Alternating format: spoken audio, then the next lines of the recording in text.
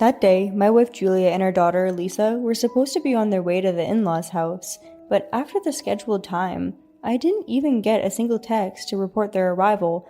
I thought they might have had an accident on the way. I called my wife and daughter's cell phone, but all I could hear from the phone was a woman's voice telling me that their cell phones were not turned on. I'm sure they must have been so excited about their first outing in a while that they forgot to charge their phones, I told myself. I decided to call Julia's parents right away, but my mother-in-law answered the phone and told me that they weren't there. According to my mother-in-law, she never knew that Julia and her daughter were coming over that day. However, Julia told me she was going to visit her parents and left the house, and she had packed enough luggage for a couple of days' stay. She had it all on her shoulders. We get along so well that we always go out to dinner as a family every weekend. Julia and I have been married for 16 years, and we still have our fair share of conjugal activities. Lisa always gives me a thoughtful gift for my birthday and Father's Day. Lisa is a kind and gentle daughter who always gives me a thoughtful present on my birthday and Father's Day. I don't have any idea why they would leave me. I didn't have the slightest idea that they would abandon me. So I thought that they had disappeared because they were involved in some kind of accident or incident. However, I consulted the police and I hired a detective agency to trace their whereabouts, but I could find no trace of them, and without a single solid lead, a month passed. That day, I had to work early in the morning the next day, but I still couldn't sleep even though it was after midnight. It was not the first time I'd had a sleepless night. Since Julia and Lisa disappeared, the days when I could sleep properly were few and far between. I'd lost nearly 20 pounds in just 1 month. I knew that I had to eat a little to keep my body going. Maybe it was because I was feeling so depressed. I can't get anything down my throat. The only thing I could put in my mouth was vodka, whiskey, and other harsh liquors.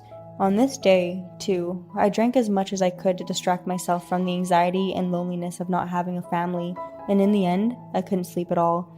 My head was in a daze and I was turning a little white. I was just gazing out of the window when I heard something. In the quiet living room, where not a single sound could be heard, the sound of the intercom rang out. I ran frantically to the front door on my unsteady legs. I was filled with joy and anticipation that my beloved wife and daughter had finally returned. If this were a comic book or a novel, it could be that it turns out to be someone else. But at this time, I had a feeling of certainty for some reason. I was sure that the person standing on the other side of the door was my beloved family. As it turns out, I was not wrong. I did not see the 2 family members who had disappeared last month. It instead was my daughter, who looked shabby and way too skinny. "I'm home." "Welcome back! Where's your mom?" "She's not here. I'm sorry." Why are you apologizing? Did something happen to her?" "I'm sorry." "You don't need to apologize. I'm sorry for asking so many questions. I'll make you breakfast now. You look dirtied up, so why don't you go take a bath first?" I decided to ask her later about the details, so I made Lisa breakfast, but all I could make was some rubbery scrambled eggs and soggy bacon, along with a half-toasted slice of bread. But even then, I am no chef, and this was the most time ever spent on a meal. "How is it?" "It's good. I haven't eaten a real breakfast in a week." "For a week? Weren't you with your mother?" "I was, until a week ago, but then I ran away." "You ran away? From who?" "From Mom and her man." "Excuse me? What did you say?" I couldn't believe my ears for a second. Lisa did indeed say, "her man." That meant that Julia was having an affair with a man other than me. It didn't mean she was involved in an accident or incident. It meant that she had left me on her own volition. Of course, such an outlandish story is something that I couldn't accept right away. I can't believe this. Julia is cheating on me? "I know that it's hard to believe. You really love Mom, but once you hear this, you'll have no choice but to believe me." Lisa pulled out her pocket, the voice recorder I used to use at work. I used to use it mainly to prevent myself from missing anything important during meetings, but recently, with the increase of remote meetings in this day and age, I had left it at home because I no longer needed it. I didn't know why Lisa had it. The recording was filled with audio data that confirmed Julie's betrayal of me. "Mom, where are we going? Aren't we going to Grandma's?" "Just be quiet and stay in the car. I won't do anything bad to you." "Beep. Just be quiet and listen to what I say. From now on, you'll be living here." "I don't want to live in a stranger's house." "Hey, you didn't tell your daughter that you're abandoning your husband to live with me?" If I told her beforehand, she would of course rejected the idea. I thought it would be faster to bring her here first and then persuade her. Don't mess around. You really think I'm okay with this? Beep. What's up with that kid? It's been a month and she still doesn't get along with me. I knew it was a mistake to bring Lisa along. She's almost 16, right? I thought if I got her a job, it would help pay the bills. Then let's pimp her body out. I'm sure I can fake her age. Hey, don't joke about that. She's still my daughter. Beep. I felt dizzy. I felt nauseous. My whole body was shaking with rage. At the same time, I felt ashamed of myself for not realizing the true nature of that vicious woman for 16 years.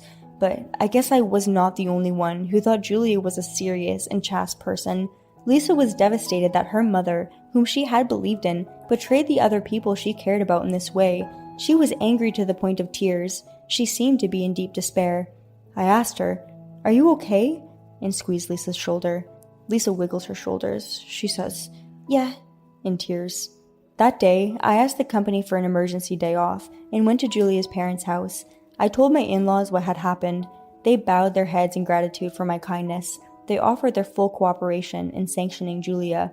After that, I asked my parents to take care of Lisa. I went to a lawyer's office that my company had a partnership with. There is a lawyer who I had known for 10 years that works there. I told him what was going on, and he agreed to take care of it right away. The details of the plan and the taking of the documents are still to come, of course. It would be a good deterrent to the other party if I gave him my business card. I went to the man's house with my lawyer and my parents. The look on Julia's face when she opened the front door and saw us was like a pigeon being hit by a pea shooter. She looked so pathetic. "How did you know I was here?" Lisa told me. "She walked home and it took her over a week. Why are you here? Even after Lisa disappeared, why are you still here in another man's house?" Well, you don't need to answer. I already understand. Most likely, the man told you not to worry about it, right? "How dare you? You're Lisa's mother. It's your job to care for your daughter's safety above all else." "I'm sorry." "Anyways, where's your man? According to Lisa, he should be here in the daytime." Well, stop mumbling and get to the bottom of it. I'm asking where your lover went." At that moment, through the noise of my in-laws screaming, I heard the sound of a rattling noise coming from the back of the room. I pushed Julia, who was blocking the front door, out of the way and went into the house of the married man. And then I opened the window leading from the living room to the backyard. I saw the man trying to sneak away. He was using his mistress as a lure and avoid the whole ordeal for himself. I would not so easily overlook the culprit who had destroyed the family I had finally found. I took the mug that was on the table by my side and threw it as hard as I could at the man. Since there were two mugs of different colors, I guess they were used as a pair with Julia. The mug I threw at Julia slipped past the man and smashed against the wall in the backyard where he was trying to leave, but it was enough to stop him in his tracks. The sound of the cup shattering made him flinch, and then my in-laws joined in the fray.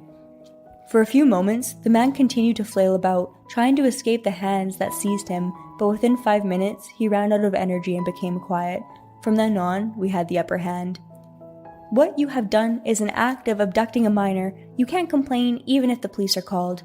"I didn't bring her here because I wanted to. Julia brought her here on her own."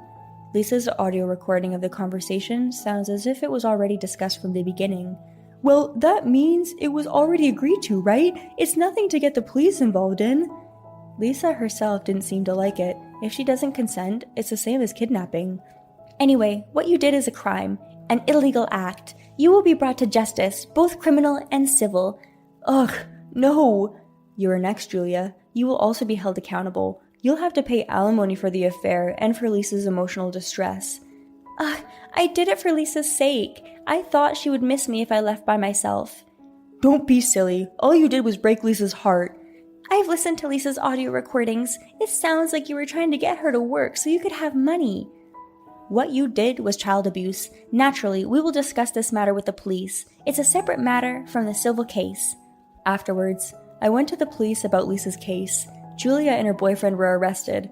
It was their first offense and no direct harm was done, so they were just fined. But it was a big blow to both of their careers. But the biggest problem for them was the amount of fees and alimony I demanded. The amount was $170,000 from both of them combined. This includes the amount of money paid, so I wouldn't expose this to Julia's boyfriend's employer. Also, me and my in-laws made Julia and the man sign a contract. It says, until the alimony is paid in full, the two must work together as a couple to make money to pay it off. And if this contract were to get broken, the remaining money was to be charged in a lump sum, among other things. At this point in the discussion, the identity of the man had been revealed, even his parents' home address, and not to mention Julia's. The contract had the strong effect of preventing the two of them from absconding with the alimony. Now, 3 years later, about half of the alimony has been paid off. However, some of that money came from selling their property. They'll probably have to suffer for another 10 years. Fortunately, Lisa has not been traumatized by the incident. Lisa is now going to high school. By the time the year is up, she'll be a college student. It's amazing how quickly children grow up. The other day, I got a tie for my birthday. Be well forever. That's what it said on the card that was attached to the gift that I got from my beloved daughter. I read that message and felt a little sad for my daughter who is leaving home. I also felt lonely, but also felt a great sense of pride as a father since I was able to take care of her even during the toughest times. Thank you for watching. We hope you enjoyed it. We look forward to seeing you again. Please subscribe to our